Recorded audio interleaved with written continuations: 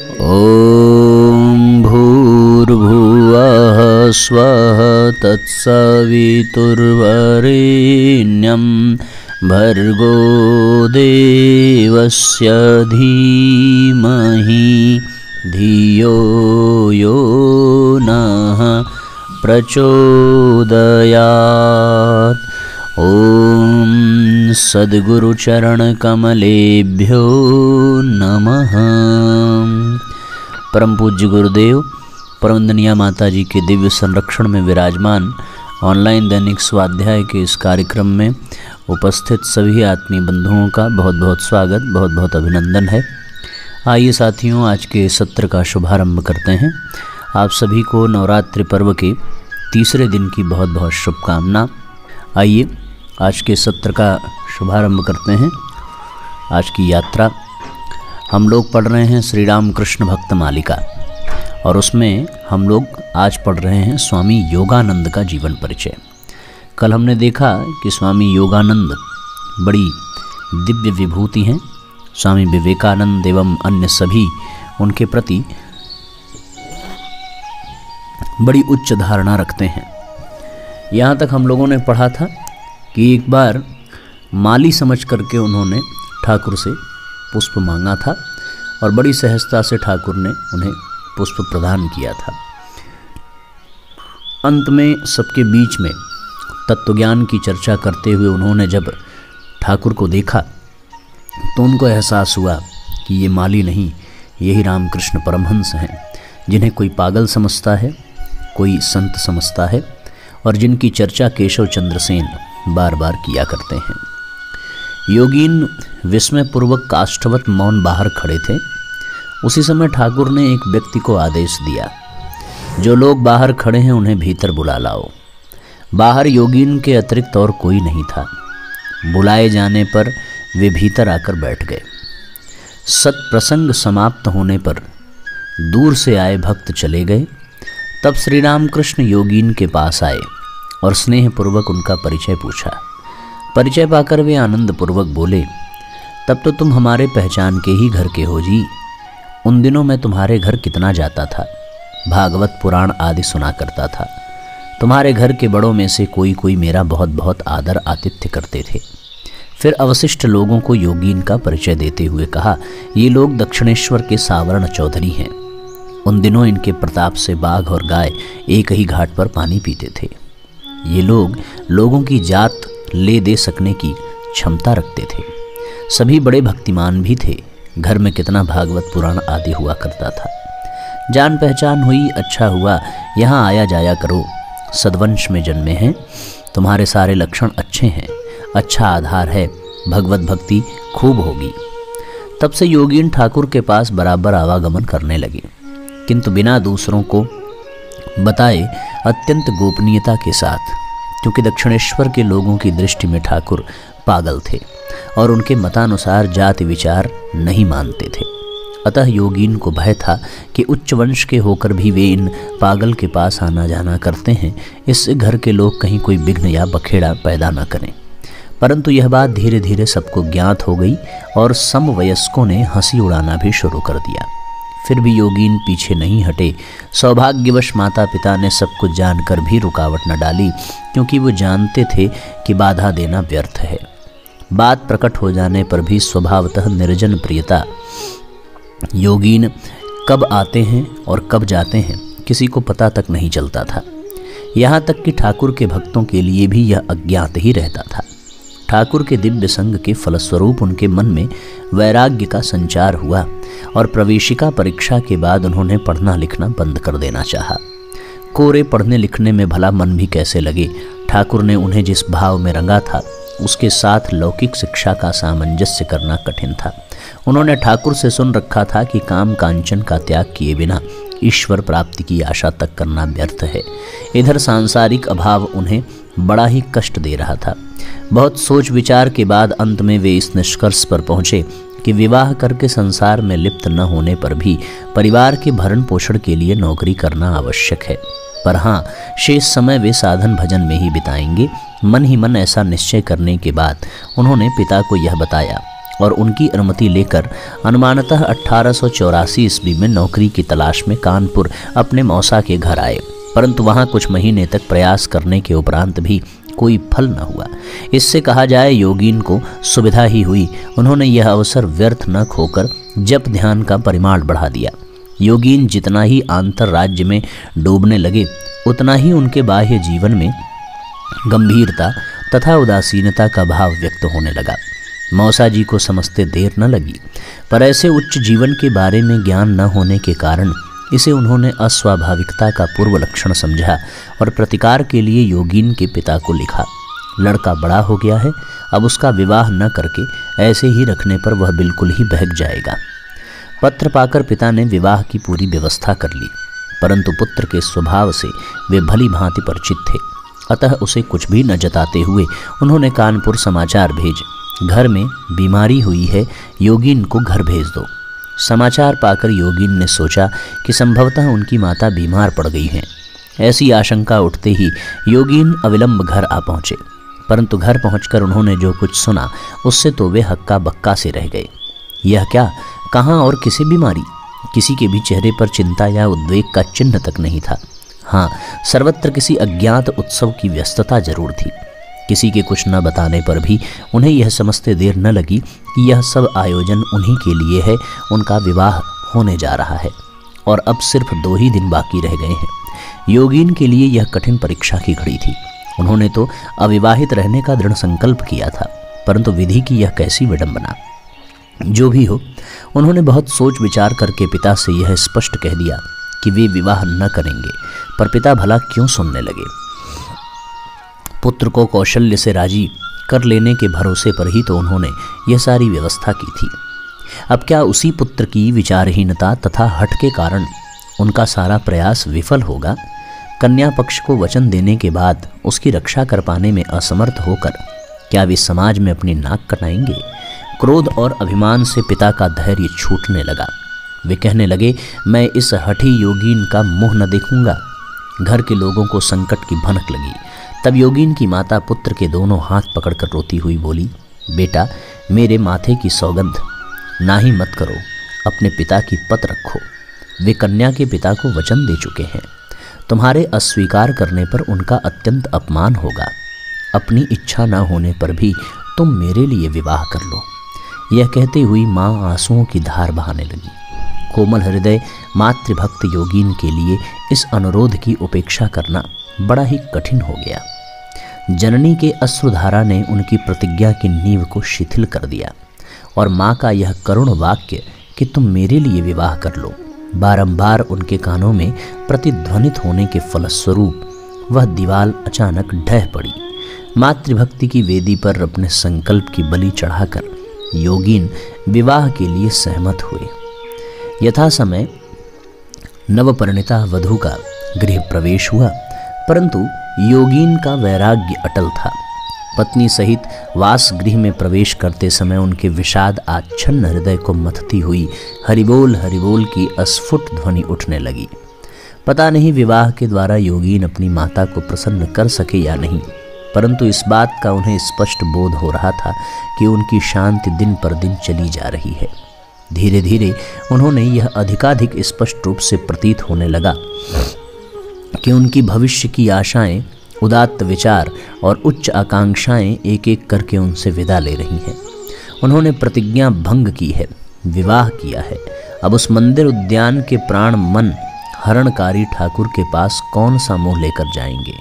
उन्होंने सोचा, जो प्रतिज्ञा का पालन नहीं कर सकता उस जैसा हीन और कौन होगा। क्या वे अब भी मुझसे स्नेह करेंगे? वे काम कांचन त्यागी हैं और मुझे तो अब कामिनी कांचन के साथ ही गुजर बसर करना होगा। अब मेरा उनके पास जाने का क्या काम। इस प्रकार काफ़ी सोच विचार के बाद उन्होंने ठहराया कि अब काली मंदिर नहीं जाएंगे। धीरे धीरे योगीन के विवाह का संवाद ठाकुर तक आ पहुंचा। वे उनसे मिलने के लिए बड़े व्यग्र हो उठे और विभिन्न लोगों द्वारा बारंबार उनके पास संदेश भेजने लगे। फिर भी योगीन नहीं आए और न ही उन्होंने ठाकुर को कोई उत्तर भेजने की आवश्यकता समझी।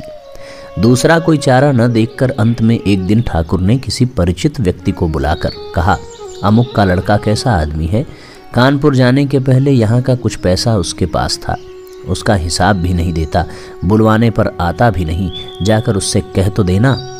यह बात सुनकर योगीन के दिल को बड़ी चोट पहुंची। उन्हें याद आया कि मंदिर के खजांची ने उन्हें कोई चीज खरीदने के लिए कुछ पैसे दिए थे और उसमें से बचे हुए 4 आने पैसे वापस करना रह गया है, क्योंकि उपरोक्त विविध झंझटों में फंसे रहने के कारण वे काली मंदिर न जा सके थे। बाद में उन्होंने जब भविष्य में फिर कभी ठाकुर के पास न जाने का निश्चय किया तो सोचा पैसे किसी दूसरे के हाथ भिजवा देंगे। ठीक उसी समय ठाकुर की यह शिकायत उनके कानों में आ पहुंची।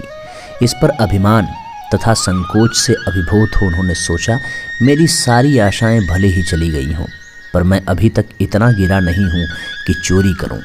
क्या वे मुझे इतना बुरा समझ बैठे हैं? जो भी हो, आज ही जाकर पैसे लौटा आऊँगा। व्यथित हृदय से योगीन धीरे धीरे दक्षिणेश्वर उद्यान की ओर चले। ठाकुर के कमरे में पहुंचकर उन्होंने देखा वे छोटी चौकी पर दिगंबर बैठे हैं। योगीन को देखते ही वे छोटे बच्चे की तरह धोती बगल में दबाए निकट आए। बहुत दिनों से अपेक्षित निधि को अचानक सामने पाकर भाव में पुरुष का भावावेग उमड़ पड़ा। आज मानो कोई अद्भुत शक्ति उनके शरीर मन को आलोड़ित कर रही थी। योगीन का हाथ पकड़कर वे बोले, विवाह किया तो क्या हुआ? मैंने भी तो विवाह किया है। विवाह किया है तो इसमें डरने की क्या बात है? अपने सिर पर हाथ रखकर, यहाँ की कृपा रहे तो एक क्यों, लाख विवाह करने पर भी तेरा कुछ न बिगड़ेगा। यदि तेरी संसार में रहने की इच्छा हो तो एक दिन अपनी पत्नी को यहाँ ले आना। उसको ऐसा कर दूंगा कि वह तेरे धर्म पथ में सहायक ही होगी, बाधा कभी न होगी। और यदि संसार करने की इच्छा न हो तो बताना, मैं तेरी माया ममता सब खा डालूंगा। ठाकुर की बातें सुनकर योगीन मुग्ध रह गए। विवाह किया तो क्या हुआ? ये कैसी नवीन बात है। जो कुछ सुना वो स्वप्न है या सत्य? यहाँ की कृपा रहे तो एक क्यों, लाख विवाह करने पर भी तेरा कुछ न बिगड़ेगा। दक्षिणेश्वर के इस पगले बामन ने यह परम आशा की वाणी सुनाकर उनके हृदय का भारी बोझ उतार दिया और चिरकाल के लिए उन्हें अपना बना लिया। 4 आने पैसे वापस करने को ही वे उस दिन मंदिर में आए थे, मन दे डालने के लिए तो नहीं। परंतु बारंबार पैसे का जिक्र करने पर भी ठाकुर ने उस ओर ध्यान ही नहीं दिया। केवल इतना ही कहा, उस टूटे टीन के डिब्बे में डाल दे। अब उन्हें ठाकुर का हेतु समझने में देर न लगी। शांत मन से वे घर लौटे और उसके बाद से पुनः पूर्ववत काली मंदिर में आने जाने तथा अपना अधिकांश समय ठाकुर के पास बिताने लगे। योगीन के सगे संबंधी और यहाँ तक कि माँ भी इस पुनर्मिलन को आसानी से सहन न कर सके, क्योंकि इस बीच योगीन ने चाहे स्वेच्छापूर्वक हो या परीक्षापूर्वक विवाह के बंधन में पड़कर एक बड़ा उत्तरदायित्व स्वीकार लिया था। पुत्र को घर गृहस्थी के प्रति उदासीन देखकर माँ एक दिन बरस ही तो पड़ी, अगर कमाने में मन न लगाएगा तो फिर विवाह ही क्यों किया? उत्तर में योगीन बोले, मैंने तो उसी समय तुम लोगों से बारंबार कहा था कि मैं शादी न करूंगा। तुम्हारा रोना सहन न कर पाने के कारण ही तो अंत में इसके लिए राजी हुआ था। इस पर क्रोधित माँ बोल उठी, यह भी कोई बात हुई? भीतर इच्छा न रहने पर भी तूने सिर्फ मेरे लिए ही विवाह किया है, यह भी क्या संभव है? माँ की बात सुनकर योगीन मानो आकाश से गिर पड़े। बड़े ही व्यथित होकर वे सोचने लगे, हा भगवान, जिसका कष्ट न देख सकने के कारण तुम्हें छोड़ने को तैयार हुआ, उसी के मुंह से ऐसी बात। जाने दो, इस संसार में मन के साथ मुख का मेल ठाकुर के अतिरिक्त और किसी में नहीं है। कहावत है, जिसके लिए चोरी करूं वही कहे चोर। उनके सरल हृदय को बड़ा आघात पहुंचा। इसके बाद वैराग्य और भी तीव्र हो जाने के फलस्वरूप वे कभी कभी रात भी वैराग्य अटल था। वे कभी कभी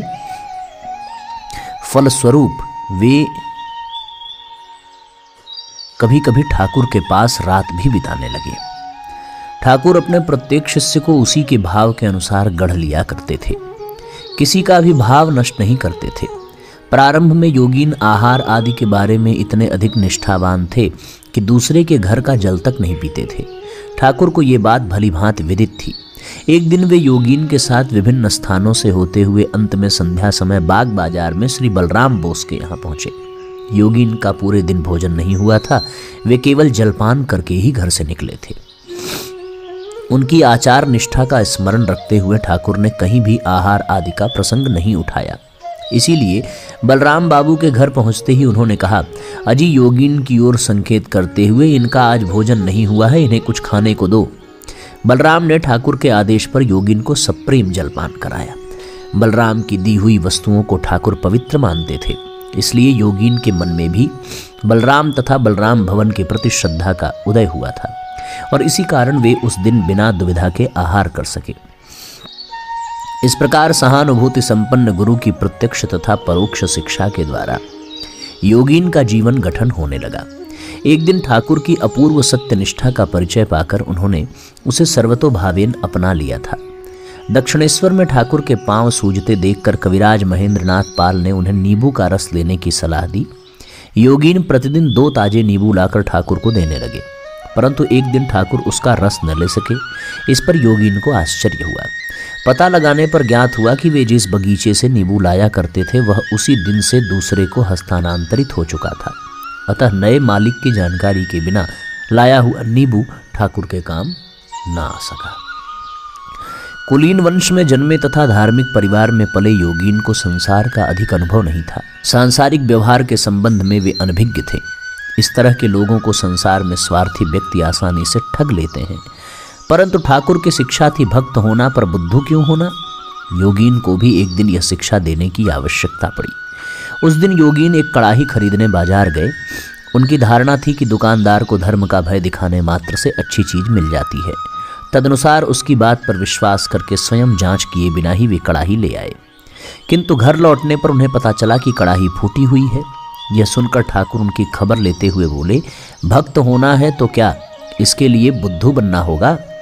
दुकानदार दुकान लगाकर क्या धर्म करने को बैठा है कि तुम उसकी बातों में आकर स्वयं जरा भी देखे बिना कड़ाही ले आए?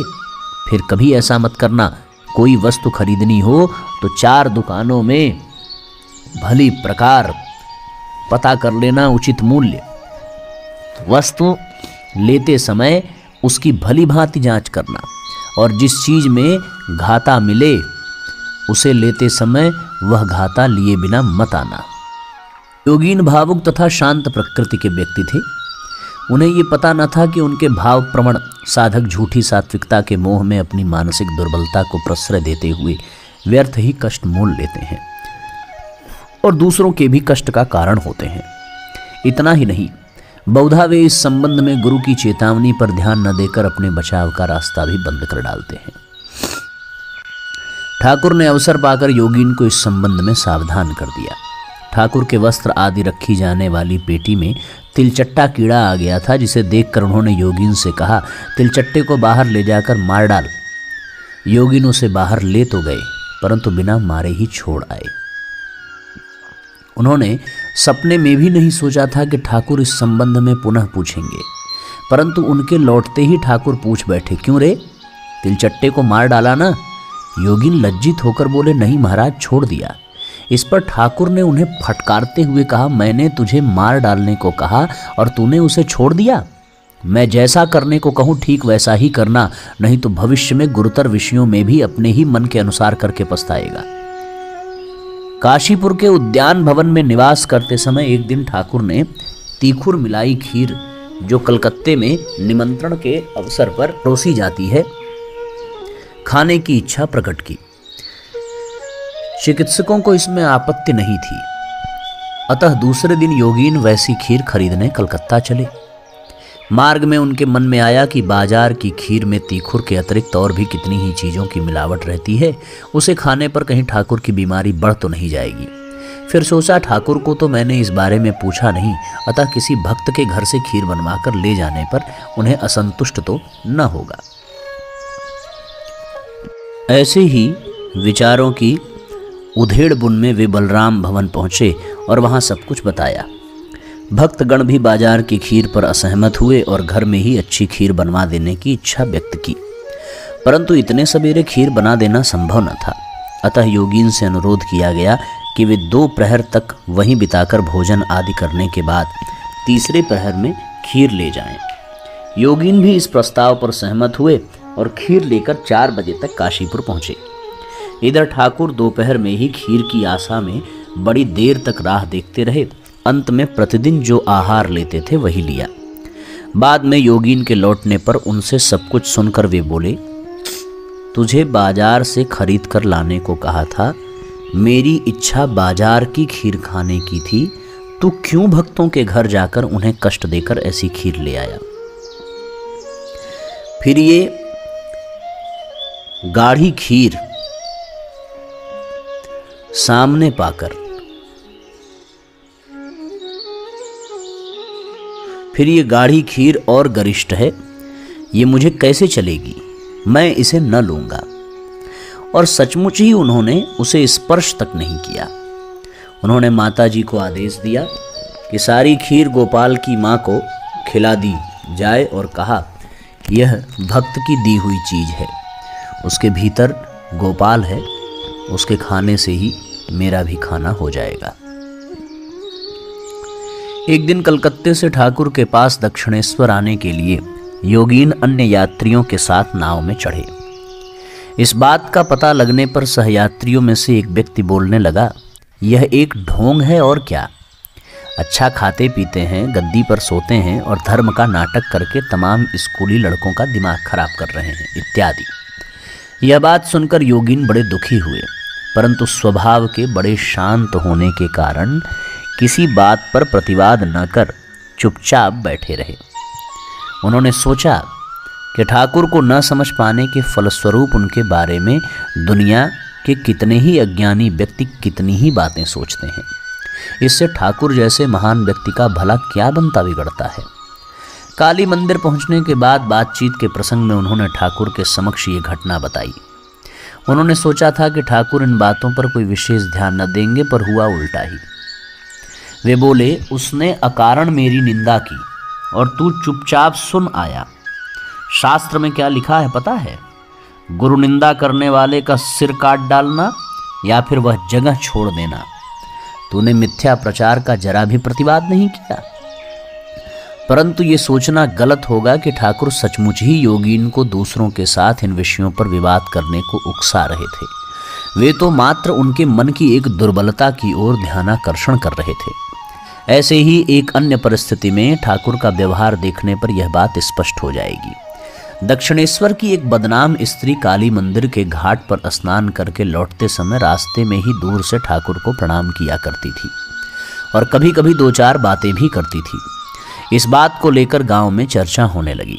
दुष्ट लोगों के मुख से कुछ बुरी बातें सुनकर योगीन दृढ़तापूर्वक विरोध करते हुए बोले, ठाकुर पूर्णतया निर्मल हैं, चाहो तो जांच कर सकते हो। एक व्यक्ति ने ऐसा ही किया और बाद में मित्रों से कहा, तुम लोगों के चक्कर में पड़कर आज मुझे अपमानित होना पड़ा। वह कहती है, मैंने देह भले ही बेची है, पर इतनी नीच नहीं हूं कि उनके दिव्य चरित्र पर दोष मढ़ूंगी। तुम लोगों को मेरे देवता का अपमान करने का कोई अधिकार नहीं है इत्यादि। योगीन से यह विवरण सुनकर ठाकुर बोले, कितने फालतू लोग कितनी ही बेतुकी बातें करते रहते हैं, तू उन सब पर ध्यान ही क्यों देता है। इस प्रकार अलग अलग परिस्थितियों में समान सी प्रतीत होने वाली घटनाओं में अलग अलग तथा परस्पर विरोधी विधान दिखाई पड़ते हैं। जब जहाँ जैसी स्थिति पड़ती है तब वहाँ उस तरीके से ठाकुर अपने भक्तों का मार्गदर्शन करते हैं।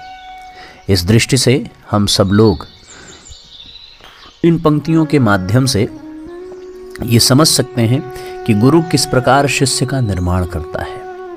अगर वो मन से कमज़ोर है तो उसे मन से मजबूत बनाता है, और उसमें उद्दंडता है तो उसमें उदारता पैदा करता है। जीवन में सामंजस्य बिठाना, जीवन जीने की कला सिखाना, ये गुरु के ही वश में है कि वो शिष्यों का गठन किस प्रकार करता है। इन तमाम प्रसंगों के माध्यम से योगीन का निर्माण ठाकुर के द्वारा होता रहा। हम लोग आज यहीं तक स्वाध्याय करेंगे, इसके आगे जो है कल से पढ़ा जाएगा। आइए गायत्री मंत्र बोलते हुए आज के सत्र को विराम देते हैं। ओम भूर्भुवः स्वः तत्सवितुर्वरेण्यं भर्गो देवस्य धीमहि धियो यो नः प्रचोदयात्। सभी आत्मीय बंधुओं को बहुत बहुत प्रणाम, बहुत बहुत धन्यवाद, बहुत बहुत साधुवाद। सबका मंगल हो, सबको नमस्कार, सबको शुभ रात्रि।